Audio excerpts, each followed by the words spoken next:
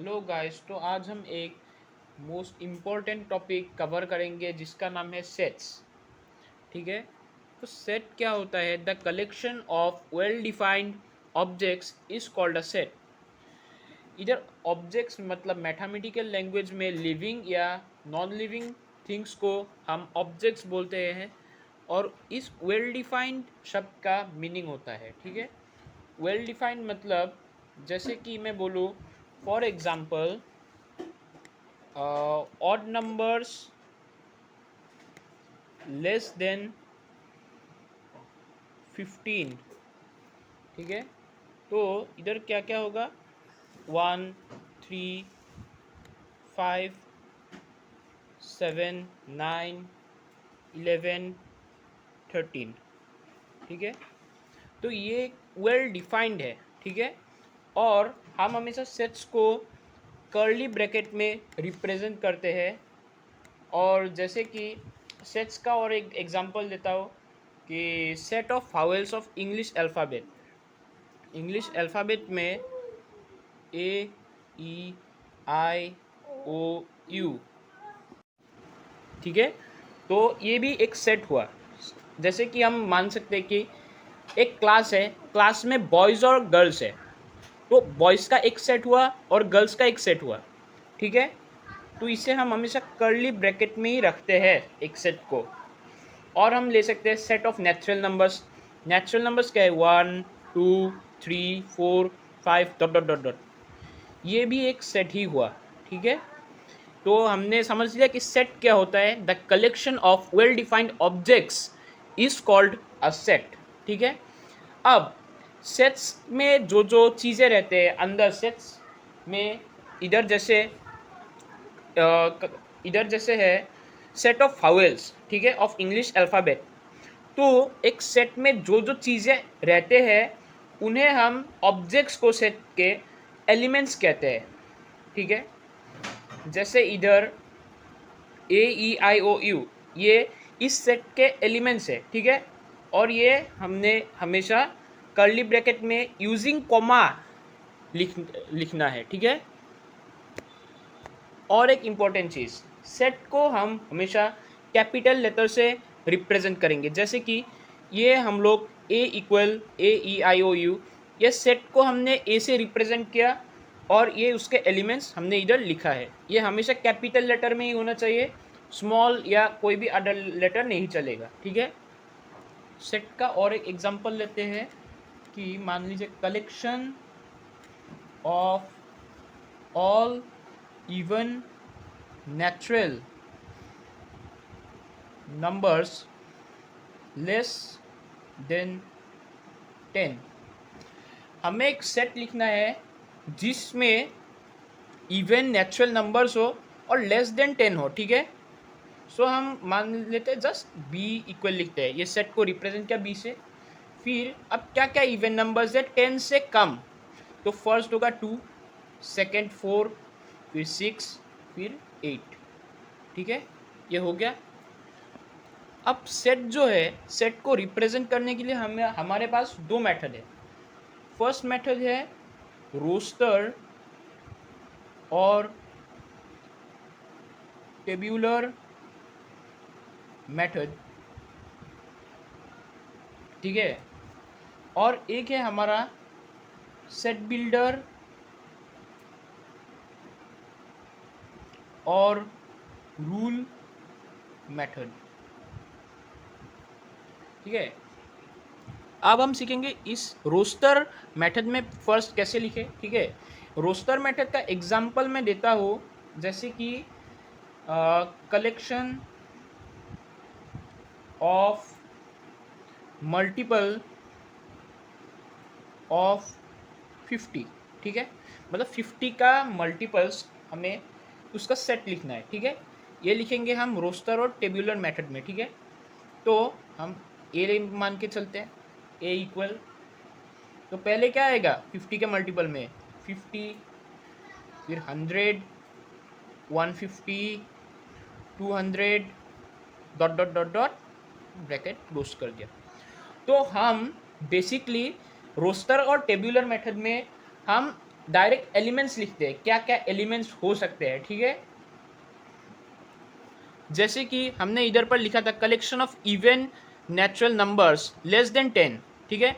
हमने directly less than 10 जो जो एलिमेंट्स होंगे वो एलिमेंट्स इधर लिख दिए, ठीक है।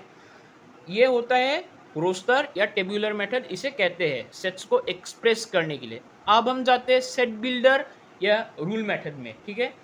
अब इसका भी सेट बिल्डर मेथड का एक एग्जांपल लेते हैं, जैसे कि set of vowels of English alphabet, ठीक है। तो इन रूल मेथड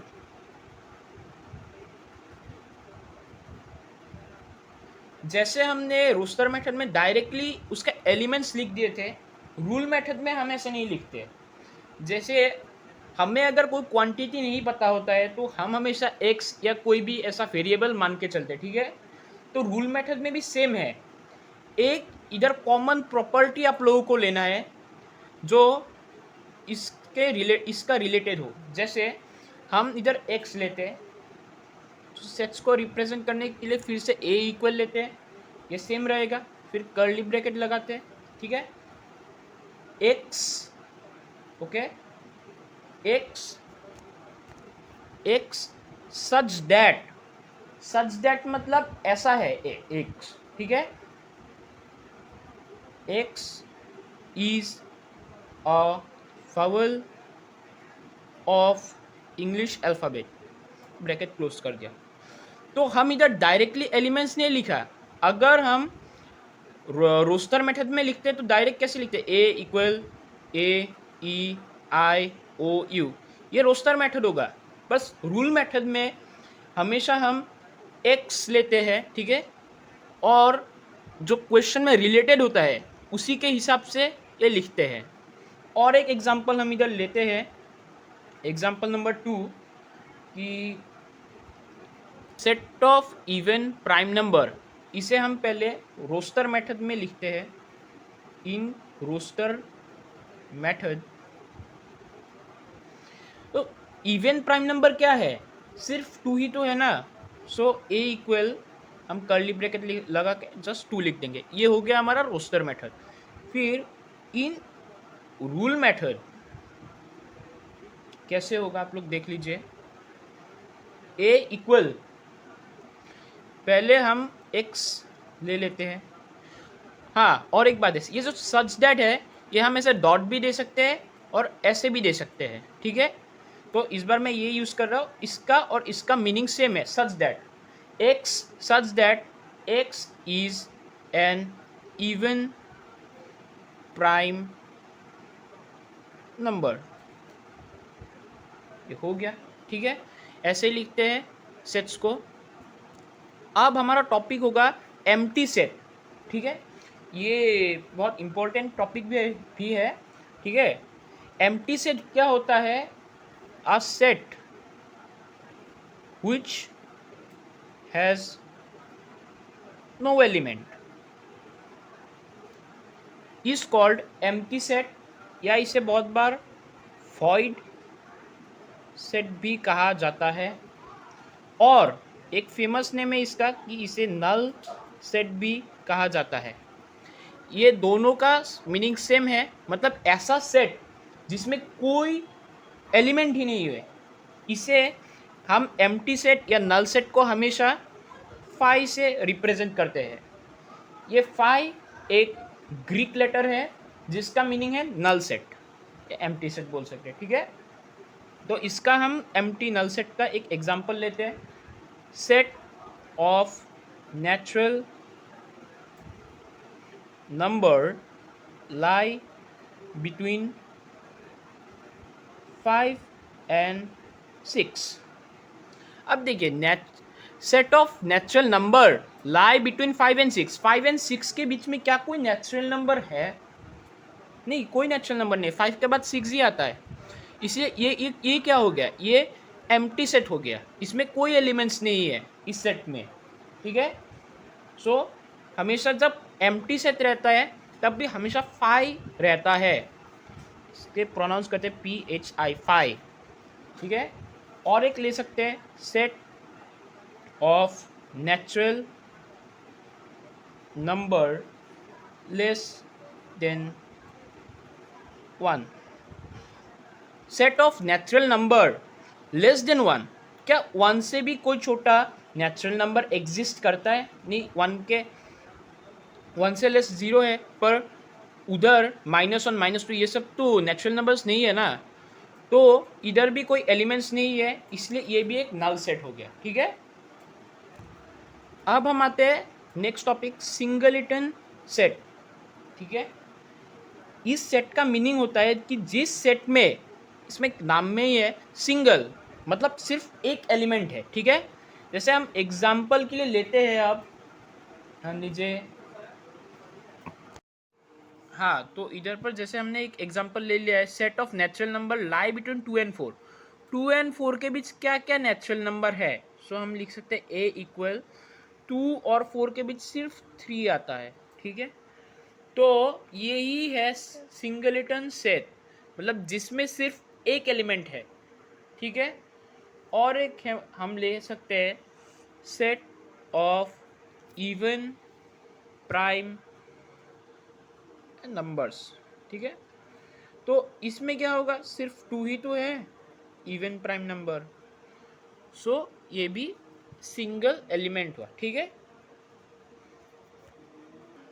अब हम आते हैं फाइनाइट सेट में। फाइनाइट सेट एकदम मैंने सिंपल डेफिनेशन लिखा है, if we can count the elements, मतलब हम एलिमेंट्स काउंट कर सकते हैं एक सेट का जिसमें काउंटिंग प्रोसेस फिनिश्ड हो जाए, जैसे कि ए इक्वल 1 2 3 4, ठीक है।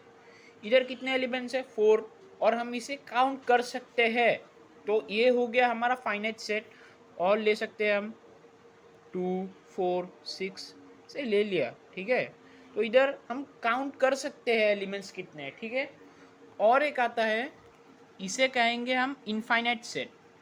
इसमें हम एलिमेंट्स कुछ काउंट तो कर सकते हैं सेट में, पर इसका काउंटिंग प्रोसेस कहाँ तक है हमें भी नहीं पता। जैसे कि ए इक्वल, हम नेचुरल नंबर्स के एक सेट लेते हैं, ठीक है, 1 2 3 4 5 6 dot dot dot dot dot dot, ये डॉट डॉट है, मतलब ये इन्फिनिटी तक जाता है, इसीलिए हमने इधर डॉट डॉट लगाया। और ये है कि इनफाइनाइट सेट, मतलब हम एलिमेंट्स काउंट टू कुछ कर सकते हैं, पर ये फिनिश्ड कहाँ तक है हमें भी नहीं पता, ठीक है। ये आता है हमारा equal set. Two non empty set, non empty set मतलब कुछ एलिमेंट्स होना चाहिए, जैसे कि नल सेट हो सकता है, ठीक है। तो A and B are said to be equal if they have exactly same elements, मतलब ए में जो एलिमेंट्स होगा बी में भी होना चाहिए, and we can write A equal B, ठीक है। एग्जाम्पल लेते हैं, ए इक्वल 2 और 3, ठीक है, और बी इक्वल 2 और 3। तो ये क्या हुआ, ए इक्वल बी हो गया, सेम एलिमेंट्स है दोनों में, तो ये हो गया है इक्वल सेट। ये इस चैप्टर का सबसे इम्पोर्टेंट एक कॉन्सेप्ट है, सबसेट्स टॉपिक है, मतलब let A and B are two sets, ठीक है, टू सेट्स है A and B, if every element of A is an element of B, मतलब ए में जो जो एलिमेंट है वो बी में भी है, ठीक है, तब A is called a subset of B, मतलब ए को बी का सबसेट कहा जाएगा। अब हम एग्जाम्पल में आते हैं, ए इक्वल 2 और 3, ठीक है, और बी ले लेते हैं हम 1 2 3 4, ठीक है। अब ए में जो जो एलिमेंट्स है वो बी में भी है, ठीक है। सो हम बोल सकते हैं A is subset of B. Subset को हम इस सिंबल से भी रिप्रेजेंट करते हैं, ठीक है। सो हम लिख सकते हैं ए सबसेट ऑफ बी, ऐसे हम लिखते हैं, ठीक है। अब हम एक क्वेश्चन देखते हैं कि हाउ मेनी सबसेट, ठीक है, हम सबसेट्स फाइंड करेंगे ए इक्वल 1 2 3 में कितने सबसेट्स है, ठीक है। हम इसके सारे सबसेट्स लिखेंगे ए के, ठीक है। पहला सबसेट क्या होगा 1, ऐसे लिखते हैं हम एक, फिर हम लिख सकते हैं कॉमा दे दे के, ठीक है, 2 लिख सकते हैं, फिर हम 3 भी लिख सकते हैं, फिर हम क्या लिख सकते हैं 1 और 2 ले सकते हैं, एक सेट हो गया, 2 और 3 ले सकते हैं, ये भी एक सेट हो गया, और 1 और 3 भी ले सकते हैं, ठीक है, 1 और 3 भी ले सकते हैं, ठीक है। और लास्ट में ये पूरा सेट भी हम ले सकते हैं 1 2 3, और हमेशा हमें याद रखना कि 5 लेना है, 5 हमेशा रहेगा, ठीक है। तो ये हो गया सबसेट ए का, ओके। अब एक ध्यान देने की बात है, किसी भी सेट का अगर हमें नंबर ऑफ सबसेट्स निकालना है कि कितने सबसेट्स हो सकते हैं, ठीक है, तो इसमें एक फॉर्मूला आता है 2n। इधर n मतलब नंबर ऑफ एलिमेंट्स, ठीक है। जैसे कि इधर क्या था a इक्वल 1 2 3, 2n कितने एलिमेंट्स है 3, सो 2 टू द पावर ऑफ 3, ठीक है, समझ गए। 3 एलिमेंट है इसलिए 3 आ गया ये, और 2 तो रहेगा ही, सो ये क्या हो गया 8। अब देखते हैं 8 है कि नहीं, 1 2 3 4 5 6 7 8 हो गया, 8 एलिमेंट्स, ठीक है। सो ऐसे हम सबसेट्स फाइंड कर सकते हैं, ठीक है। अब आते हैं हम प्रॉपर सबसेट में, ये इस वीडियो का लास्ट टॉपिक रहने वाला है, बाकी का हम एक्सरसाइज वगैरह नेक्स्ट वीडियो में देखेंगे और कॉन्सेप्ट्स, ठीक है। प्रॉपर सबसेट भी एकदम सिंपल है, जैसे हम मान लेते हैं ए इक्वल 1 2 3 है, ठीक है, बी इक्वल 1 2 3 4 है, ठीक है। तो सबसेट मतलब क्या था, ए के जो एलिमेंट्स हो वो बी में भी रहेंगे, बिलोंग करेंगे, ठीक है। इधर तो ए में जो जो एलिमेंट्स है बी में भी है, लेकिन प्रॉपर सबसेट में एटलीस्ट एक एलिमेंट ज़्यादा रहना चाहिए, ठीक है। मतलब ए में 1 2 3 है लेकिन बी में 4 भी है, एक एलिमेंट ज़्यादा है, ठीक है। सो we can say A is proper subset of B because B contains at least one element more than A, ठीक है। क्यों प्रॉपर सबसेट हुआ मैंने बोल दिया, ठीक है। अब बाकी के कॉन्सेप्ट्स हम नेक्स्ट वीडियो में देखेंगे, तब तक के लिए बाय बाय।